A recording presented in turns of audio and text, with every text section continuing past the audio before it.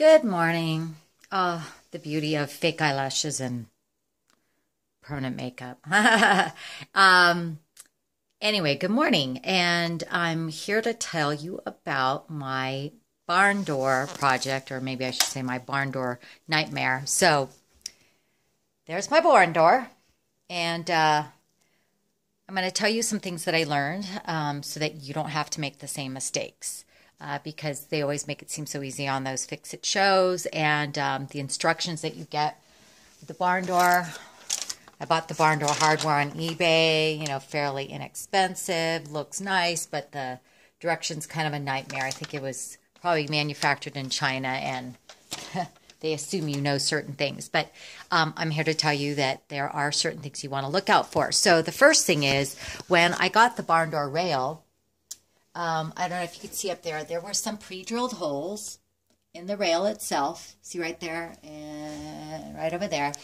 And of course, those did not align with the studs in the wall. Now, of course, you can't hang a barn door rail like that and simply secure it in the spots that they conveniently made holes, because odds are they're not going to match up with your studs. And if you don't match it up with your studs, well, this is just cheap panel board that I have here.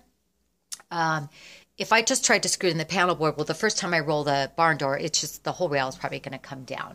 So that was number one. So I had to borrow a special drill bit for my brother. I used my wonderful DeWalt drill that I always use for all my projects, and used the special drill bit he gave me, and had to drill all new holes to align with the studs. And of course, you find the studs with a stud finder.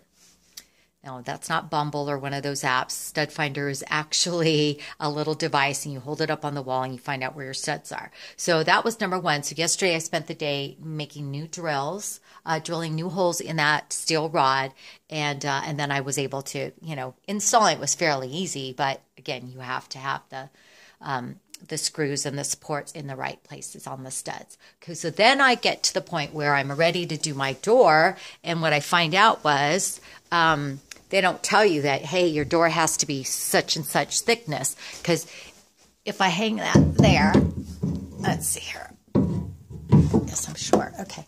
You can see my door is going to be much too thick for it to actually slide back and forth and, hang normally. So what I did was I got this barn door. I may have mentioned in an earlier post, but I got this barn door, and it's got supports on both sides of the door. One of them was to hide a section where the boards weren't continuous, which I didn't know when I got this little barn door for $100 from this little farmer.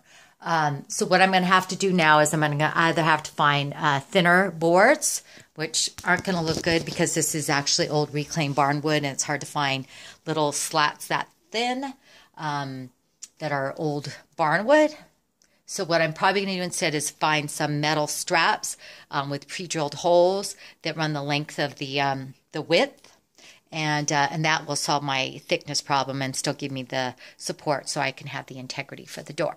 So I will update you when I get to that point, and then I'll show you my finished barn door project. But again, things to look out for. You may have to pre-drill holes, so you're going to have to find a special drill bit that drills into steel. And then also make sure that your barn door isn't too thick. Okay?